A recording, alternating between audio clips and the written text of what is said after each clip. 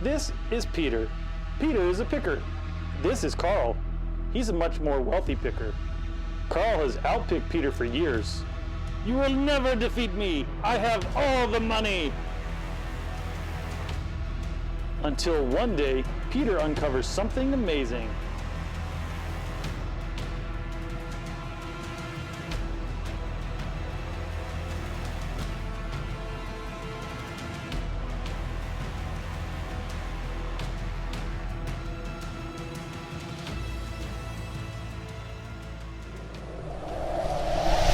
I'm Maddy Fisher. I'm a commercial director in New York City. I just moved back to my hometown of Greenville, South Carolina to make a movie. I have 100 days, $10,000 of my own cash, and the kindness of strangers. This YouTube series follows that process from start to finish, for better or worse. Our story is about a picker who finds Einstein's lost technology. So, now all I need to know is everything about picking and everything about Albert Einstein.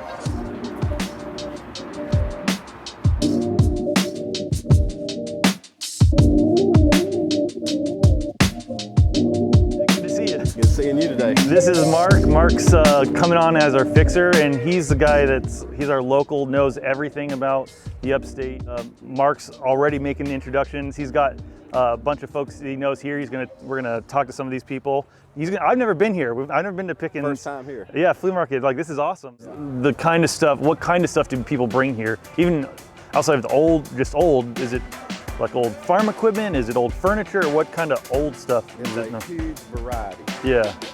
From furniture, farm equipment, farm utensils, pottery, vintage advertising. Yeah. You can find all of that stuff out here. Yeah. It can be yours if the price is right. Now, where did you find a thing like this? Where do you find it? Yeah, where did you get this thing? Got it from Jockey Line. Really? Yeah. Here in the upstate? Yeah. Down on the other end down there. But it wasn't clean like this. Yeah. Well, God, it had ink all in here and everything. Oh yeah, I believe that. So, how long have you been out here though, like regularly coming? Yes. Every week, pretty much? Not every week, but Yeah. for sure. Yeah. Now, do you have a place where you sell stuff from, or do you just or do you do stuff online, or do you come out like strictly? Gotcha, okay.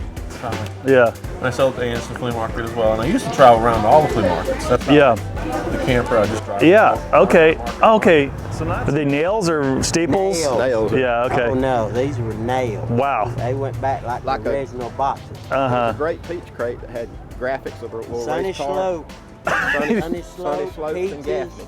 nectarines, whatever they sold. Yeah. They were great crates, man. People loved them. Yeah, well, do you have any more, or did you sell them all? I don't want to see no more. Yeah. Can you introduce yourself? Do you mind? Sure, I'm Courtney Ellison, and I teach in the history department at Furman University. Awesome. The initial connection comes from the fact that his son and his grandson, obviously, lived in downtown Greenville in the North Main area over on Randall Street, and his son taught at Clemson. He was an expert in soil and sediment, and so he taught at Clemson for about 5 years before he took a position elsewhere. So my understanding is that, like any interested dad and grandfather, he wanted to come down and see his young grandson. There are several recorded instances of Einstein on the Furman campus, and lots more that we have just heard about over time, that people who were living in Greenville in the late 30s and early 40s just have memories of running into him, or him stopping. One local child in the early 40s has a memory, well, he's an adult now. Right. And T.H. Floyd was the child who gave Einstein directions, apparently around Atwood Street in downtown Greenville. He also had a penchant for popping into chemistry labs unannounced, which is so interesting for me to think about. I mean, he was already extraordinarily well known. He already won the Nobel Prize in physics in the early 20s, and obviously he has this extremely distinctive head of hair. Right, So yeah. he's a recognizable figure, and I can only imagine being a college student just working in the chemistry labs, you know, one afternoon, and in pops Albert Einstein. Then there's a photograph that was taken of them sort of promenading, you know, through the park on an afternoon.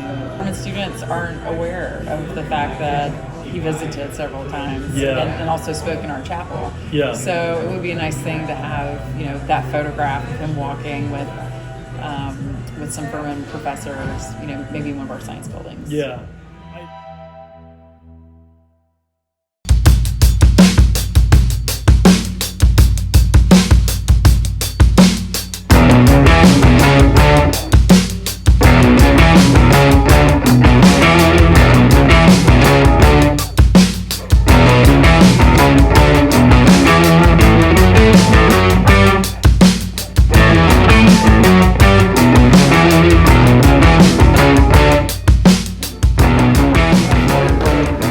This is Tiny.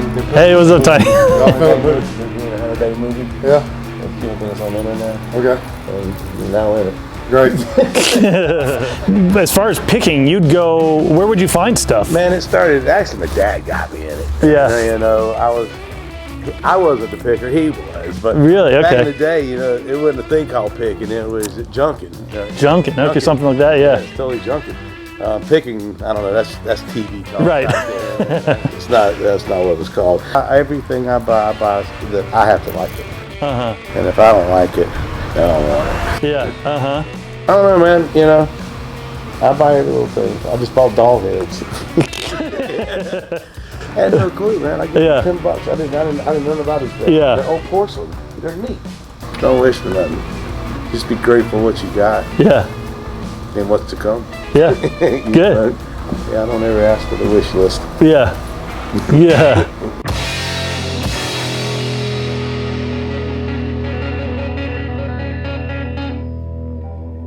I was doing a little bit of auctioning, and so we just went door to door and bought. Yeah, And then every Saturday night we would sell. wow. And I was sort of telling them that most auctioneers' life kind of began as a picker. Kinda. Because it's kind of it in your did. blood to find that kind of stuff. Yeah, And you can auction it too, you know, because yeah, but it's you know, I had an auction house and I sold it, and my wife and I, we collected for 39 years. She passed away 10 years ago, and everything we had was priceless at the time, but when she passed away, it became stuff. Yeah, Yeah, you got some dealers who will buy it to keep the other dealer from getting it. And sometimes the prices do go more than they should. Sometimes at an estate auction, you've got family members who are there, and they've got a lot of sentimental attachment to it. yeah, You can't put a price on sentiment. yeah. It's priceless, and so they just drive the price up. We just finished one down in Simpsonville. That would have been a good one for y'all. I hauled 6 30-yard dumpsters out of there. Wow. 2 of the dumpsters were 80% videotapes. The guy's cable bill was over $600, so we didn't want to know what was on it. Yeah, gotcha. Uh-huh. So we had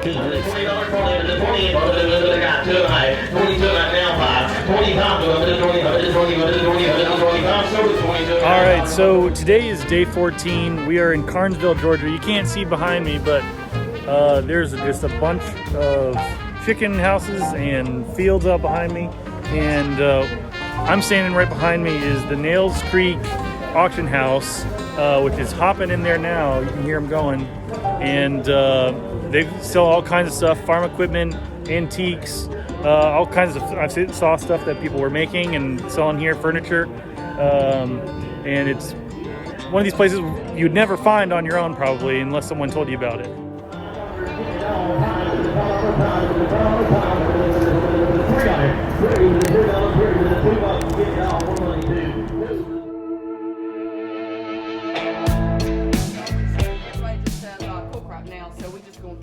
1976 because we may move at some point, Okay. and then we're still gonna be cool crap. Yeah, right. Yeah, it's always cool crap. Cool. Yeah, and we're always junkies I love it. of the crap. Yeah. So everybody knows that. Yeah. Right. So you've been in the picking game in South Carolina for a while now. You know the good places. You've been picking. I've been picking. I started about, I guess it's been 17 years ago. So I'm not a spring chicken, but I didn't know the good places until I proved myself, until I did my dues and served my time. So if I hear Papa's Barn's been locked up since 1963. I got bolt cutters. I'm coming. Yeah. Okay. Yeah, I got boots. There might be snakes. Well, probably. Yeah. And they're gonna be rats. Yeah. They're gonna be. So it's logistics. It's all about who knows who and who wants what. Here, I want to know. What are you looking for? Oh, okay. So we're looking for this. I need a bathroom vanity. I don't want one from Lowe's, but I need it to be dot. All right. Let's grab us this and let me walk around and show you what we've got. There's my family. So this, I got tired of people touching my family. It all started with this one on the right. That's all I got to say, Maddie, and I'm excited for you, and Thank nice you. to meet you. Likewise, absolutely. And if I'm too much, you just say it, and then I'll just, I don't know. Hey, it's Maddy, and I'm here to interrupt this video to tell you about our needs list. It's a very important thing. We're putting together a needs list of every single thing that we are looking for to make this movie happen. And there's a lot of them, but it is super important that you take a look. We will be regularly posting on our Instagram account all of our needs, as well as Facebook. You can follow us on Facebook at 100 Day Movie Project and on Instagram with the same name, 100 Day Movie Project. We're actually making a movie here in the upstate, and this is kind of we're doing a little bit of research. In the box. About 5 years ago. Okay. 7 back. All right, I've never had them in the shell, so supposedly you pop them the whole thing in and then spit out the shell, which first time I did, I ate the shell because I didn't know what I was supposed to do with it, but so salty. It's not easy to de-shuck a peanut in your mouth.